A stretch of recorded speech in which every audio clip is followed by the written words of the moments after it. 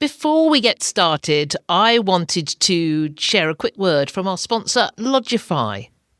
If you've been thinking about building your own direct booking channel and reducing your reliance on the OTAs, stay tuned, because later in this episode, I'll be sharing a genuinely great offer that's available just to Vacation Rental Success listeners. You don't want to miss this. This is the Vacation Rental Success Podcast, keeping you up to date with news, views, information and resources on this rapidly changing short-term rental business. I'm your host, Heather Bayer, and with 25 years of experience in this industry, I'm making sure you know what's hot, what's not, what's new, and what will help make your business a success.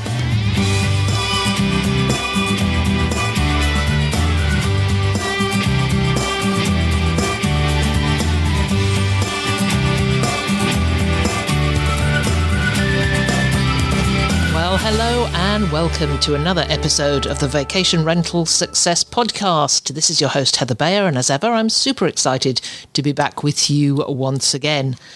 My guest today is someone you've heard from on the show before, Kerri Gibson, the co-founder of Chalets Hygge in the eastern townships of Quebec. The last time I spoke with Kerri was over 2 years ago, and such a lot has happened in her world since then. Chalets Hygge now sits under a broader brand called Experience Hygge, and Kerri and her partner Philippe have taken on a second project, a 17-room roadside motel 4 hours away from the chalets in the Charlevoix region of Quebec. What I wanted to talk to her about today is how she's actually pulling all this off with a really small team. We're going to talk about where AI has earned its place in the business, and why she's been a loyal Lodgify customer for 7 years. And there's a lot more in it. It's a generous, honest conversation, and I think you're going to love it. Let's get into it.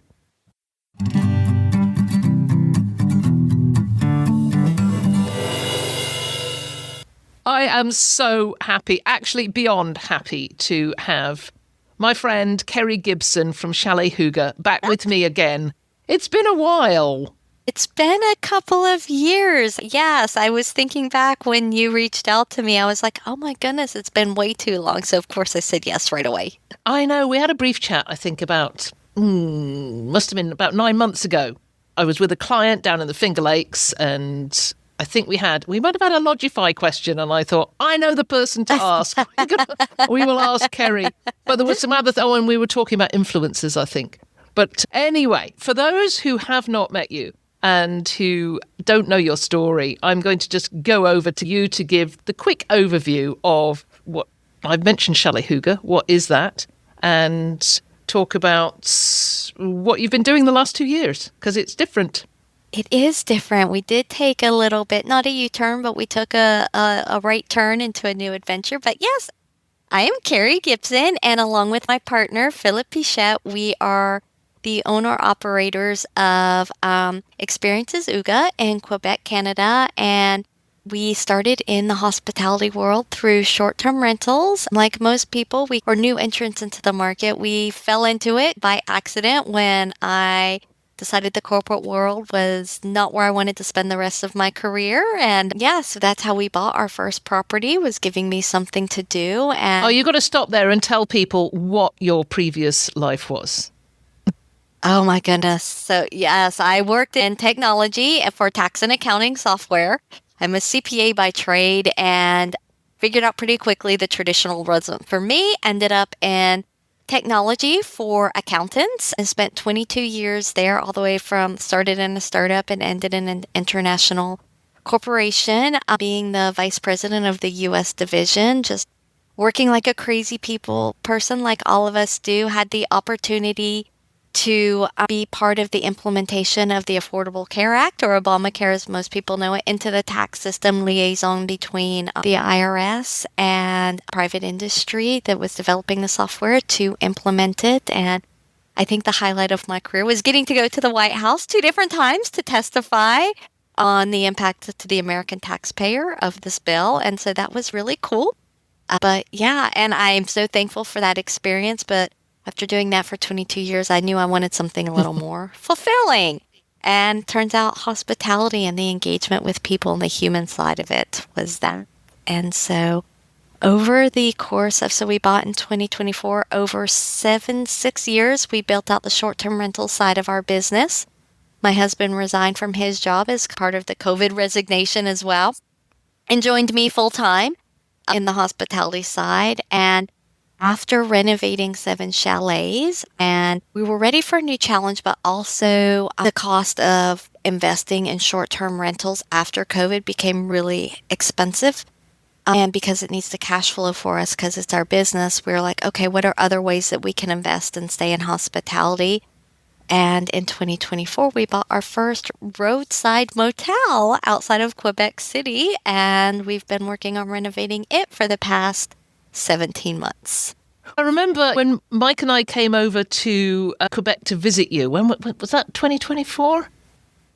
Was it 2023 or 2024 was the first. I think it was 2023 the first time, Heather. Wow. Yes.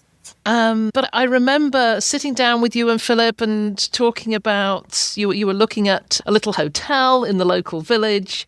Yes. And you had that in mind at that time, that you were going to make a leap into something that seemed a little bit different from those gorgeous chalets. We got to stay in one of your chalets. And for those of you listening, please go to the website that I'll put in the show notes and check out Experience Hygge, which I had not realised that you'd changed. I mentioned Chalet Hygge, but that was the chalets, and I gather this Experience Hygge is the overarching brand now? Yep, it's the umbrella brand, because we realized that there are many different avenues that we want to pursue in the hospitality world, and so how to align them all underneath our brand, which had become a known brand, Chalets Hygge, within Quebec, and how we can continue to grow that brand but provide the distinctions that the different paths we're going to pursue, known and unknown, because we're constantly thinking of new things that we want to do. You're such an inspiration, Kerri, because I know I sat in on the session that you did at the women's conference. Was it the last women's conference? Or not the last one, the one before. And you were so inspiring with that story. I knew you were going to go such a long way with this, and you've inspired a lot of people. And I just want to hear so much more about how you're doing that, how you're building out the business. So when we were with you, you were talking about a local hotel, but the one that you in fact bought is not as local to Orford, right? It is not. So the motel we bought is 4 hours away from our short-term rental business.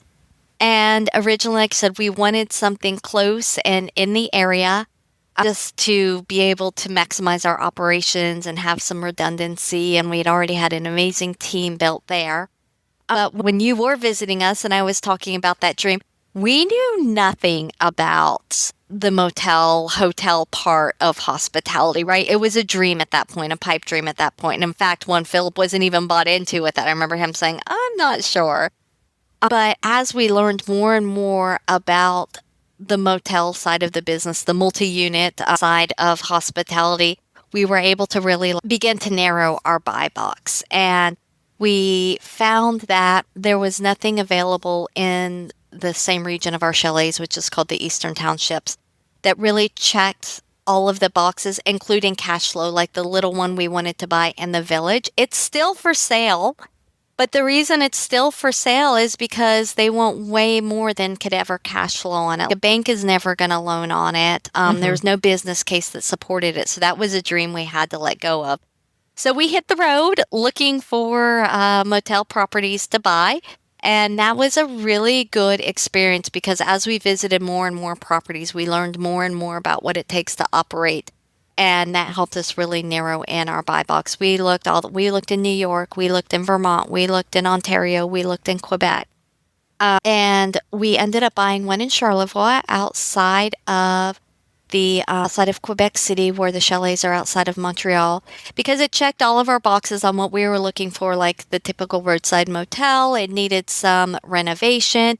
It was in a beautiful region, and the price was really great. We found ways we could easily, just by optimizing operations, and beginning a renovation, that we could start increasing ADR and occupancy pretty easily because it did need some work. But it was in a state where we could keep it operational while we were doing renovations, so that it wasn't just, we could keep the cash flow coming in. So we decided to take the plunge and go for it, even though it was a 4-hour drive from our chalets. And I'm not going to lie that, because we're very hands-on operators, it sometimes it feels overwhelming juggling the two. But where we're at today, we still know we made the right business decision. And as we get more and more comfortable with the motel operations, we know we're going to be able to release more, and that distance is going to become less of a factor.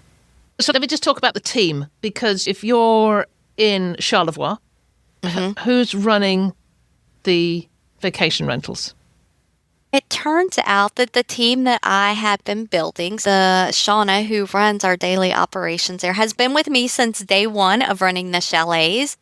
And it turns out that I had built a more amazing team than I was giving them credit for, and that I was really standing in the way of letting the chalets just really take off from an operations perspective. So Shauna was running the daily on-site operations, but I was still coming in and doing things like the final verification. But me stepping back allowed her to finish building out a good cleaning team. And then we have also added 3 other, we call them chalet concierge, people that handle once the final inspections, once the guests are on site, being available to them and anything that might be going on or things that need to be delivered.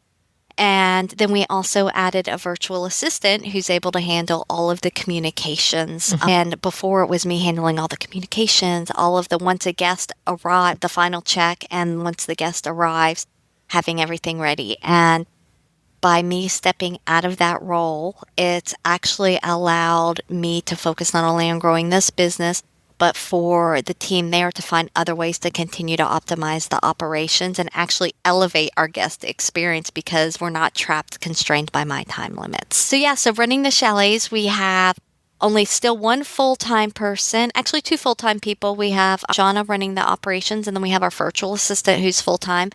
But then we have 5 part-time people that are going between the cleaning and then the guest concierge, the chalet concierge. So it works quite well. That sounds like a really tight model. So let's move to the motel. Do you see them as 2 completely different business models, apart from the hospitality that is the umbrella over the top of them? Because it must be different.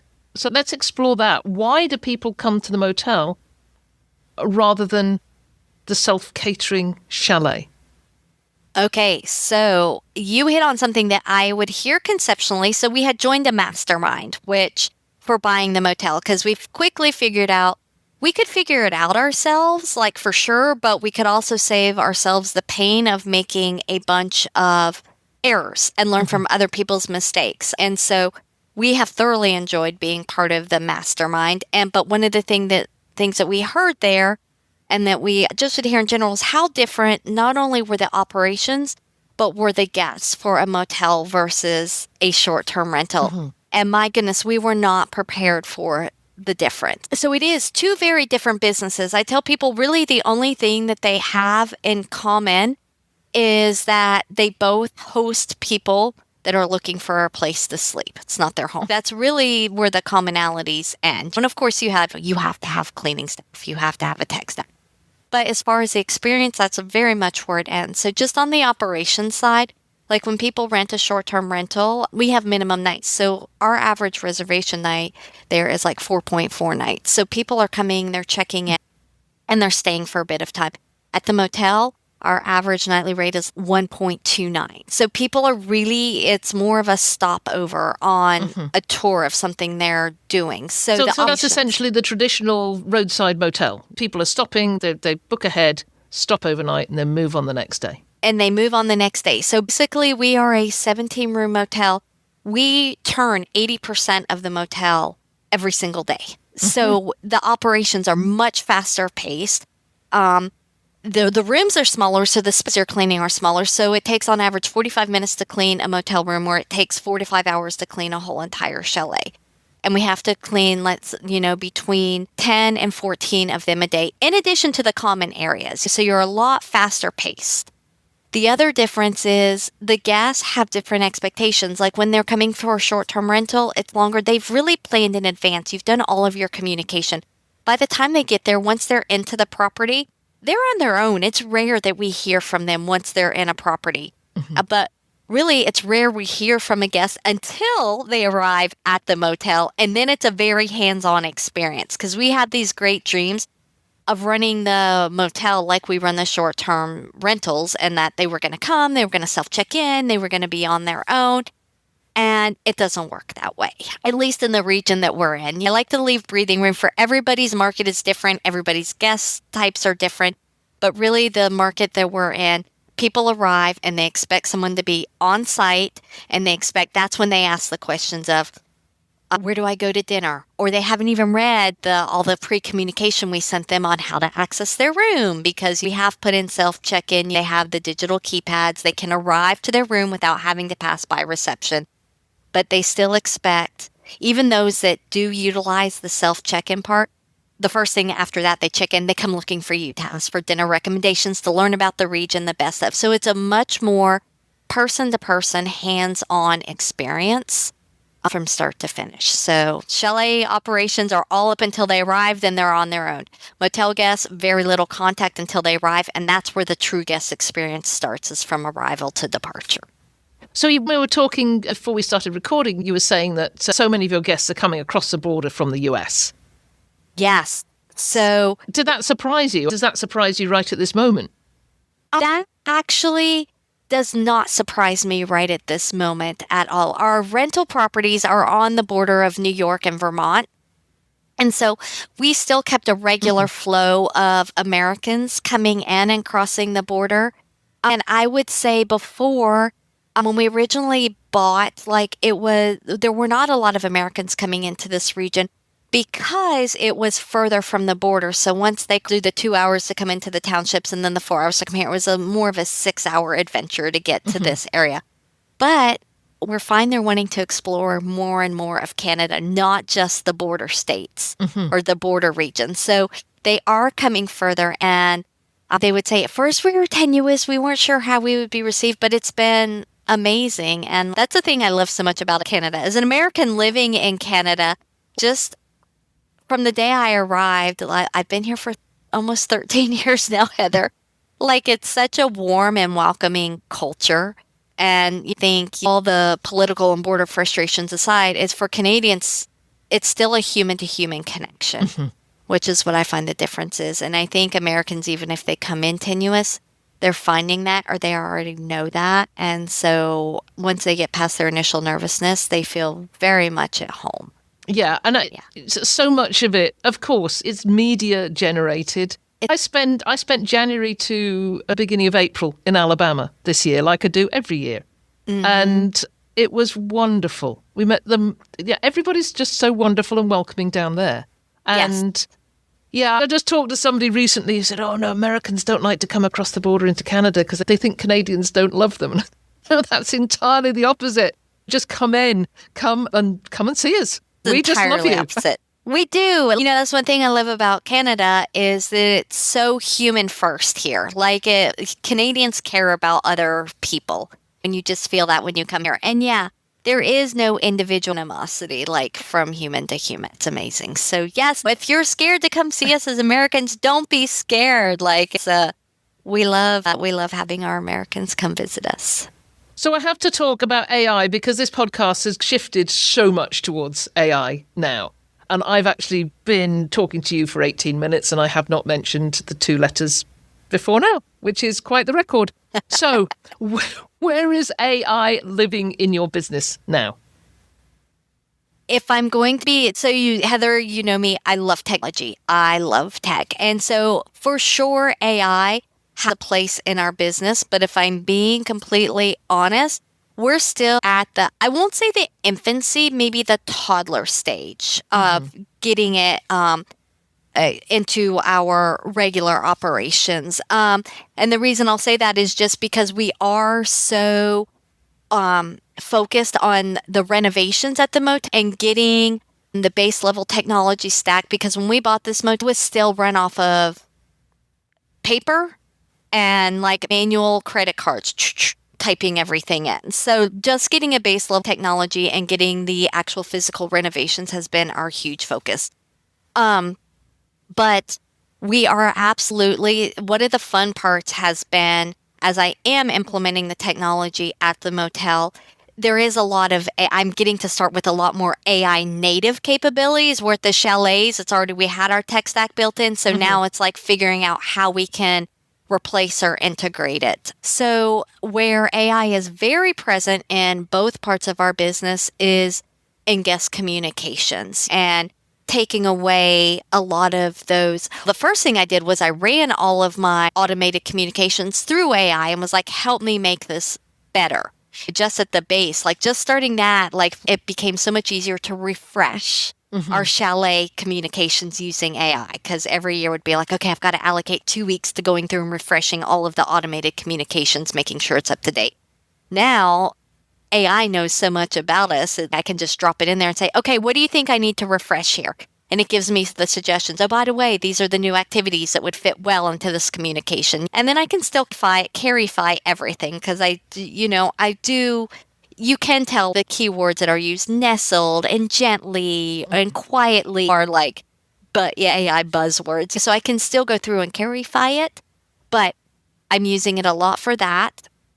I'm using it a lot in marketing, because I have less time to focus on marketing than I did before, because marketing is right here for the most part. I have less time to focus on it. So I have an AI bot built. Her name is Margaret.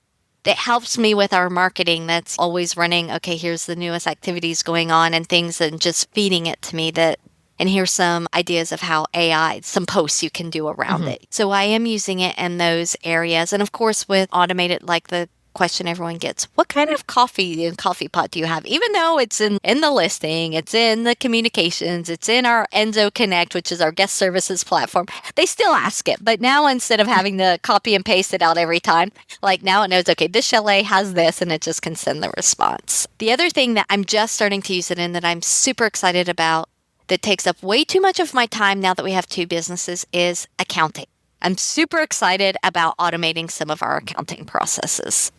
So that is my current... Only you can be super excited about accounting. I love accounting, but since we have 2 businesses, I am a CPA. I am a numbers and financial geek to the very core of my body. But I need to automate those repetitive tasks that were not such a big deal with the chalets, but now that we have 2 businesses, accounting was just consuming way too much of my time. So it's okay, how do I better automate it? So between QuickBooks, Zapier, and my PMSs, I'm able to automate so much now with the accounting that before was taking me looking at every single receipt and deciding. So that's my current fixation, is automation, using AI to automate accounting.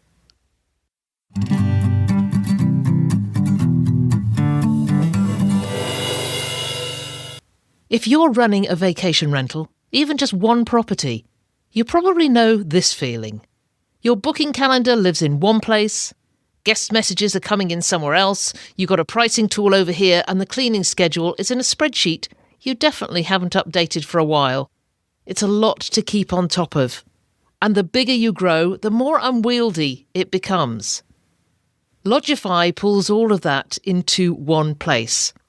A full channel manager, your own direct booking website with a built-in booking engine, automated guest messaging, and a unified inbox for all your properties. There's less switching between apps, fewer things falling through the cracks, and more time to actually enjoy the business that you've built. And they also offer free onboarding, so you're not left to navigate it all alone.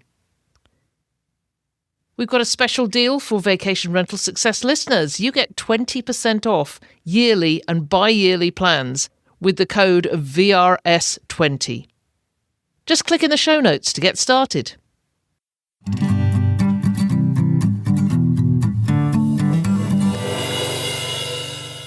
All right, so you say that AI knows you. The AI knows you. How does it know you? Because you have been using it quite a bit. So it builds the profile of you over time.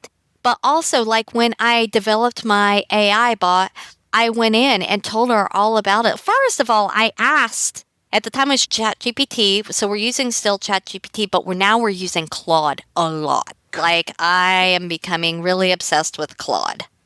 But like, I asked it, what do you need to know about me to build a good marketing profile to help me to be my marketing assistant? And it told me, this is everything I want to know about you.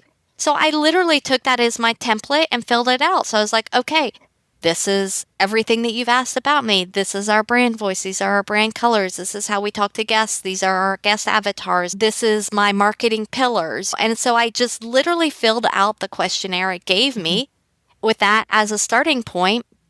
And then it's so easy to tweak once you're going along. I would say, okay, you're using this word way too much. I don't like this word. Drop this word from your vocabulary. Okay, I don't want to be quite so, and I would literally say, no, make this sound more like a human. Or I want to lean, this month, we're going to be leaning more into, I pick themes, like we're really talking about dogs. I want to really be fun and cheeky about dogs. I don't want it to be necessarily, in winter we'll use a cozy Ooga vibe, because that's what winter's all about. But we're going into summer, now I want to talk more about dogs.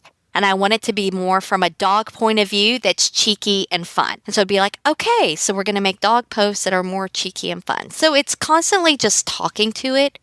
But I would say build that profile first. And honestly, Heather, you're so far ahead of me on AI. I listen to multiple podcasts. You're being one of them when I'm on it. And I also listen to Everyday AI, where I get just little. And I got that Everyday AI from listening to you on little snippets. Build a bot that do that if you're doing this. But yeah. That's where it started, and I'm constantly learning every day. I am not an AI expert. I'm a cloud-based expert when it comes to technology. I'm not AI native anymore. I'm not sure any of us are real AI experts. We could say we're AI experts. I'm glad that you're using Claude. I did this about 6 months ago. It's like I listened to everybody talking about ChatGPT and transferring to Claude, and I just went, yes, I've got to do this. And I went in wholeheartedly and, like you, completely obsessed with it now. So are you using projects and skills in Claude? I'm using projects right now. I have not started using skills. I need to. It is on my list of those things to do, but I like the capabilities of Claude. Like, why I fell in love with it right away is ChatGPT. I would just put stuff in and it would just produce content or an answer for me. What my obsession with Claude is that it says, okay, I hear you, this is what you want, but I'm going to ask you a few clarifying questions to make sure I understand what it is you're ultimately trying to deliver. And I'm like, oh my God, this is amazing. So it would see holes in the prompt that I gave it and ask clarifying questions instead of just generating something. It tries to get as accurate as possible. So then you don't get a whole output and you'll be like, okay, this is 40% correct, but now let me try to correct the other 60%. I find with Claude, now I'm getting 70, 80% of what I had in mind. I'm only having to correct and tweak for 20 to 30% of it. But I'm just starting to dig into Claude, but already although I wish they would have named her Claudia, but that's, yes. Yeah, I'm loving hearing this. It is, I think I love those questions. I love the questions that it asks you, but also the fact that you are collaborating. It sounds like you're using Claude exactly the same way as I am, which is a collaboration. It's like having that executive assistant sitting on one side, because you're not saying, you've given me this, it's fine. You're going, okay, I don't agree with this, or can you include this? And getting it to stretch you. It does. And one thing I found that it's also learning for me, it's like the type of questions or the type of corrections that I ask it to make. It's like learning that. And so if it sees I'm missing it, its questions get more and more targeted because it's learned from me the type of corrections I want to make. And I actually find that it'll be like, okay, so you don't like it when I overdo the cozy, stereotypical feeling and you want me to put a bit more fun in it. I find it's constantly learning. And one of the things, Heather, just to drop for people that are maybe been using ChatGPT and want to switch to Claude, is like, but ChatGPT, I've spent so much time building my profile and I've been on it for a year now and it's learned all about me. There's an actual prompt you can do that you go in. I don't remember exactly what it is, but you can say, tell me everything that you know about me. And then it creates everything. And then you can copy and paste that. And I reviewed it first. I'm like, oh, no, that's not really right. And so I corrected some of the things that I didn't want it to carry over. And then I pasted it into Claude. Here's everything you need to know about me. And then it used that to build the profile. So everything I had built in ChatGPT just carried over to Claude within 10 minutes. And most of that 10 minutes was me reading through it in detail and making any corrections that I wanted to make. Yeah, and that's such good advice. Just go into ChatGPT and say, you know everything, give me it. Give me what you know, and then go through and check it. Because I know Mike and I were using our ChatGPT together. So when I asked it to do that, it came up with, you love pickleball so much that you're now a head coach. And I thought, no, that's not me, that's Mike. Because Philip and I use it together too. And I've told it enough times, like one of the things that ChatGPT did get better, and they say, no, this is Kerri and I, blah, blah, blah, blah, blah. Philip, blah, blah, blah, blah, blah. And so ChatGPT did start learning who's Kerri and who's Philip. I, Kerri, want to make a post. So yeah, that's So are you running into any limits? Before I sat down with you this morning, I've been researching, researching my podcast that is going to be in 2 weeks' time. Get this, it's episode 666. Oh no, what are you going to do? I'm calling it The Devil's in the AI. You're a genius. I love it. Okay, I love it. That is amazing, right? Because people do, I'm just going to skip it and be 665 and go straight to 667. I'm like, yeah, that's cheating because it's literally still 666. So yeah, embrace it, lean into it, love it. Yes. Yes, and it wasn't AI that came up with that. It was my husband. I said, I don't know what I'm going to do for episode 666. I could interview somebody that's a rebel. And he said, why don't you do it yourself and just talk about the evil side of AI? I love it. Your husband is a genius too. I absolutely, that's such a good example though of how AI isn't necessarily replacing humans at all. We're still giving it the creative direction, the idea. It's just making our ideas better. If I go into ChatGPT and say, okay, build a brand of chalets, Motel Boutique Hygge, which we wanted to lean into the brand we built, but make it its own independent, sure would write up something, but it would lack the soul and the creativity that we had. Yeah. Like I already had ideas of what I wanted to do. So yeah, I see it as an amplification. I use it as an amplification of who we are and what our business is to just take it to the next level. And I never just copy and paste straight from AI I always read it over and know it. Oh, I know. And I was doing a session, and I can't remember where it was, a couple of days ago with a few people. And I said, never, ever, golden rule, never take the first draft as the final draft. Yes. And golden somebody rule, said, why? Yes. Why? You said it lacks soul. It will lack soul, regardless of how much information you've given it. Although, having said that, I wrote a book in 2006 called Renting for Profit, and it was republished a couple of years later. I don't think I knew this. Okay. You can still find it on Amazon. It's called Renting Your Recreational Property for Profit. Okay. But the marketing section is quite big. And can you imagine talking about marketing in 2006? So it bears no relation to what we do today. But the interesting thing was I was talking to Claude about my voice, and it said, I need something from you that you wrote before AI, that you wrote before we came along and helped you, because anything you've written since then is going to have some AI drift to it. And I said, I wrote a book in 2006 and it says, upload the manuscript. I'd never thought about that. Never even thought. So I uploaded the original manuscript before it went to the editor. And what's coming out now from AI is absolutely me. Because every time Claude says, I'm reading this book before I answer you. I think that's one thing we all forget about is uploading documents. Like I was working on a project not related to the business, but last week in which I needed to read this really long shareholder contract. And I was like, oh my gosh. And I'm like sitting there and I'm like, oh, why am I not uploading this to AI? And I did, and I uploaded it and it summarized everything for me. I asked one question. It said, the agreement's not clear on this. So this is the person that you need to contact. And do you want me to draft an email for that asking your question? And honestly, Heather, what would have taken me 3 or 4 hours and I would have had notes was done in 15 minutes. Yeah. Although I lied, I did copy and paste that draft email that it wrote. It was full of legal terms and stuff like that. And I was like, yeah, I'm not touching this. Yeah, it is magic, but there is a lot of work to do before the magic. And that's what we've been talking about. That's the work you do before the magic. I'm going to come away from AI now because we are blessed with having Logify sponsor the whole 8 weeks of the podcast. And each week we have a little bit of mid-roll where I talk about Logify. But I did go back to Logify. I said I'd really like to hear from a customer, from a client that has been with Logify a long time. And I said, I know the person. It's Kerri Gibson. So I just want to spend a few minutes talking about the fact that you've been with a Logify customer since 2019? End of 2018, yes, for all intents, for 7 years. And you're a speaker at their Independent Host Summit. There are so many PMS options out there.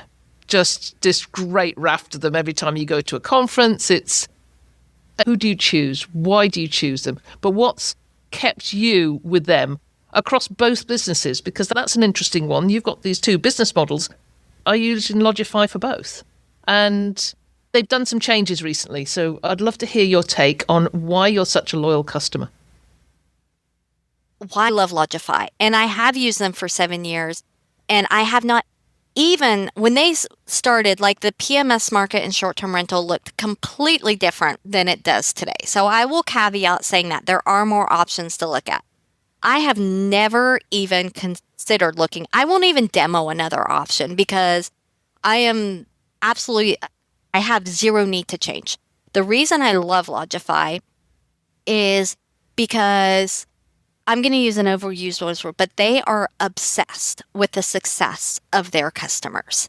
Absolutely laser focused on the small, or I've started calling myself a micro business, the small or micro business in hospitality, and giving us the tools to succeed with the flexibility that we're needed to run your particular business. Because we're all running our business a little bit differently. Because they started small, they started as a website company, but they started early, and their platform has grown alongside the industry. And so they have been able to dig deep into what the experience is of what the challenges are we're facing. And they're constantly delivering on that roadmap. And they're so transparent about, we don't have that today, and it whether it is or is not on the roadmap, and then delivering on, or tweaking and modifying the roadmap. They were like, okay, 6 months, this wasn't such a requested feature, but now with the change in the market, with the change in what's going on, they're constantly moving around, and they're constantly asking their customers. Either it's through a survey you get on email, asking you to hop on a 15-minute phone call with them and scheduling, constantly obsessed with asking their customers, what can we do now? And then they deliver on it. They're constantly releasing dates. And I don't know any other PMS that is built on website first, which I think is important, and then started building their PMS, the property management system, to go along with it. Because for most property management systems, their website is an add-on to say, okay, now you have the ability to do a website. But Logify has a real tool that allows you to build a direct book strategy that came first.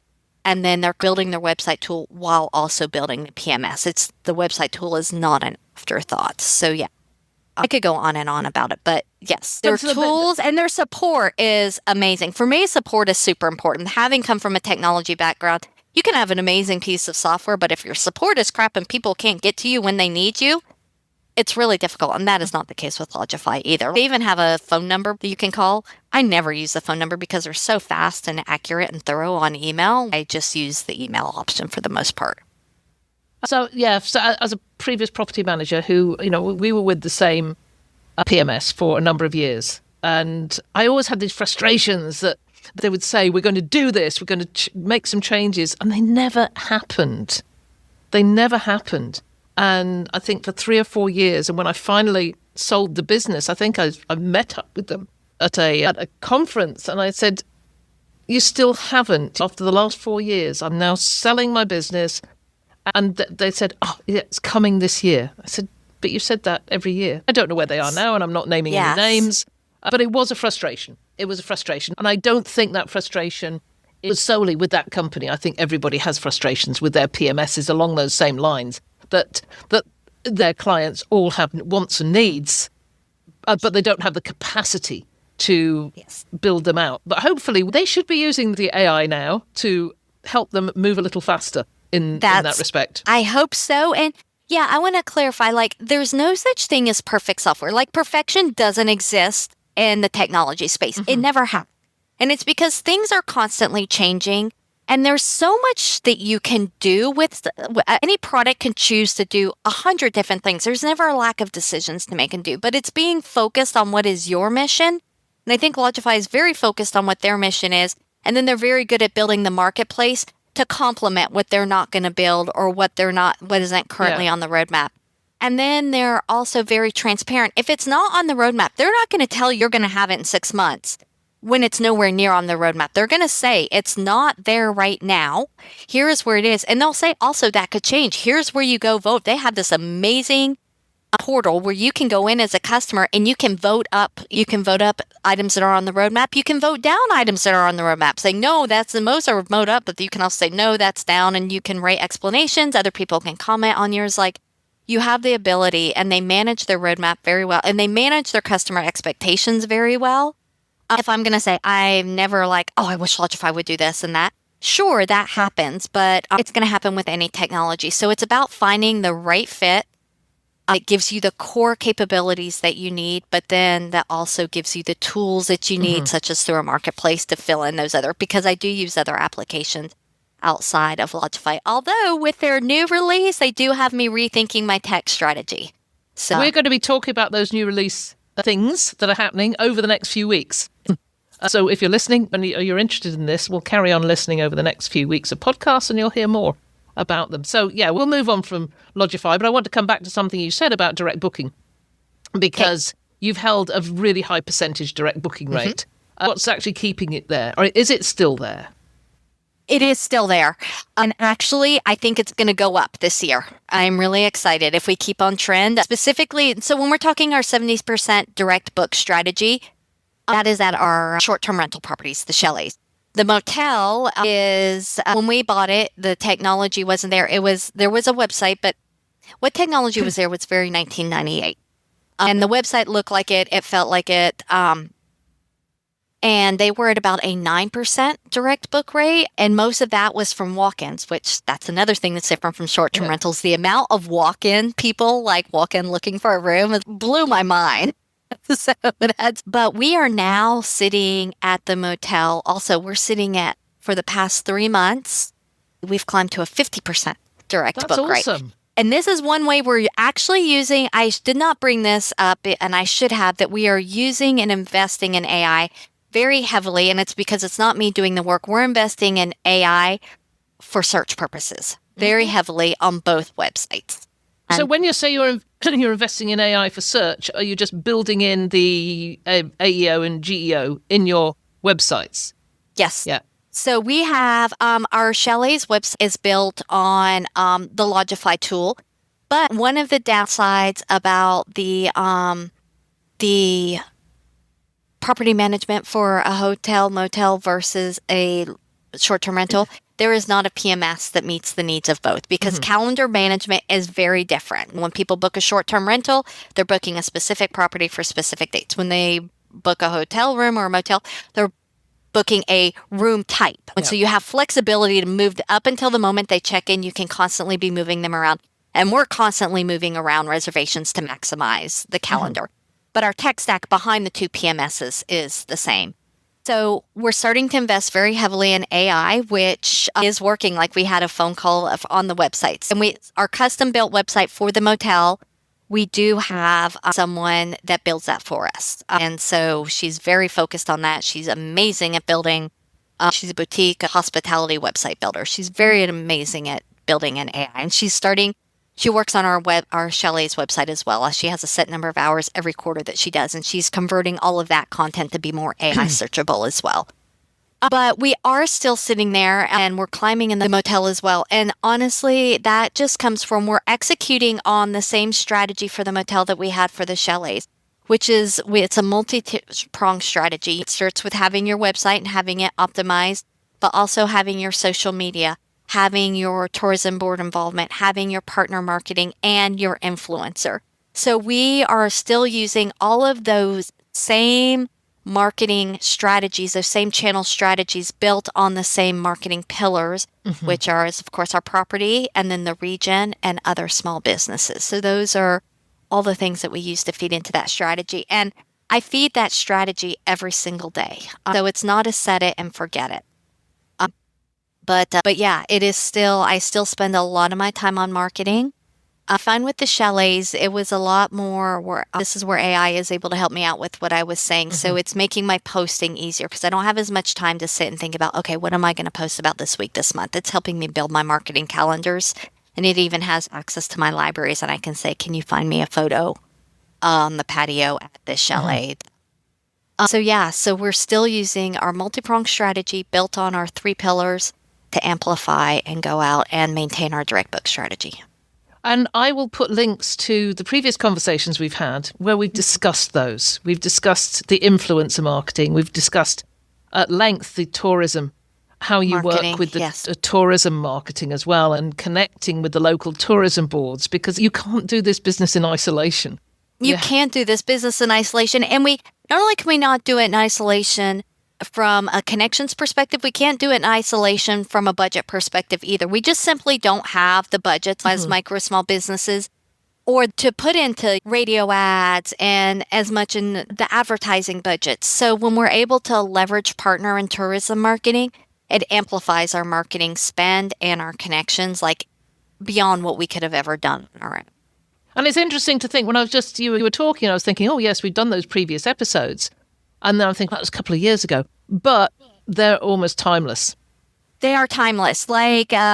So far, like everything that we talked about in that 2 years ago, I think it was now on our marketing still applies today. I mean, you have different tools you can use to accomplish it. Like you can get better at your paid ads because now there's all these AI tools to help you refine it. You can get better at your posting calendars, all these things you're doing manually. But the strategy, the channels are still true today. And I would even say doubling down on influencer marketing is even more important today than it was 2 years ago. I think that is, everything shows that is where people are getting their inspiration for travel and getting their travel advices on social media. And that's even where all the big brands are starting to invest. So if you're not investing there, you're missing a huge opportunity.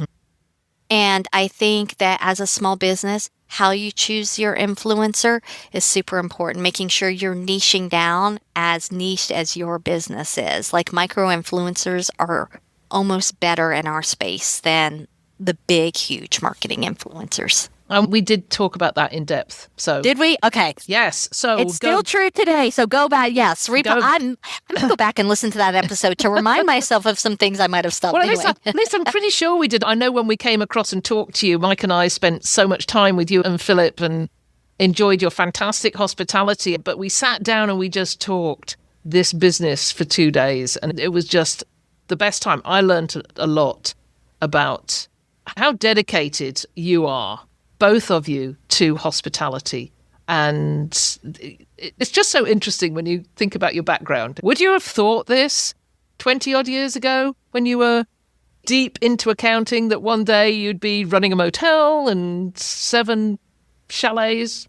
No, honestly, Heather, I thought that I would always be doing my corporate job. And I know lots of people that love their corporate jobs and they get fired up about it. And I also know lots of people who feel trapped by their corporate jobs. But if you ever told me that's what I was working towards 65, like I was living my life to get to 65, and I never would have imagined all of this would have been possible. And we bought our first rental property in 2017. So 9 years. It's not you build it and you will come. It takes a lot of work and intentional steps, but we all have something in us that's can take us to the next level. No one's stuck in what they're doing today and what they want. It just takes taking one step. Every day I take a step in the direction of doing something different. Even though I've already built I have a business, there's still so much more I want to do and so much more opportunity. And to stay fresh and relevant, I have to keep moving forward. And so it's like, I can even get intimidated today, say, God, there's so much to do. I don't know how we're going to accomplish this, but it's just taking that one step that leads to the next step. And yeah.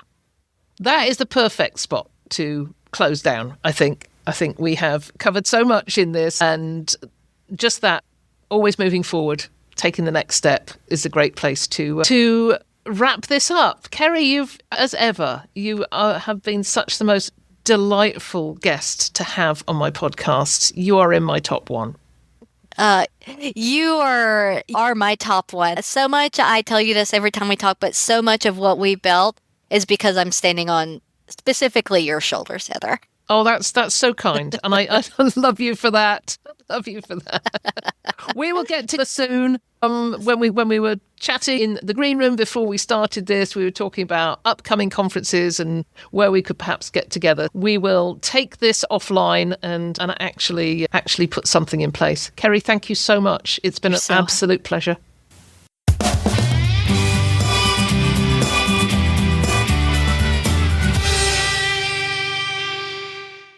There is just something about doing these podcast episodes when I get to talk with people I've known for quite a long time, people that have become really good friends. And that was a lovely conversation with one of them.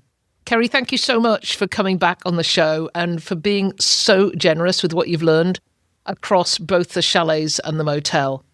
I remember when I met you all those years ago, and thinking, this is a lady that's going to be going a long way. And the fact that you can come and share that journey with everybody is truly wonderful. And I thank you for it. If there's one thing I want you to take from this episode, it's Kerri's honesty about being at what she's called the toddler stage of AI adoption. And she's still saving real time every week. You don't have to be an expert. You just have to take the next step. So all the links from this conversation, including Kerri's websites, the previous episodes we mentioned, and the tools we talked about, are over in the show notes at vacationrentalformula.com. And if you enjoyed this episode, the kindest thing you can do is share it with someone who needs to hear it. I'll be back with you next week. And until then, thank you for listening and take care. It's been a pleasure as ever being with you. If there's anything you'd like to comment on, then join the conversation on the show notes for the episode at vacationrentalformula.com. We'd love to hear from you, and I look forward to being with you again next week.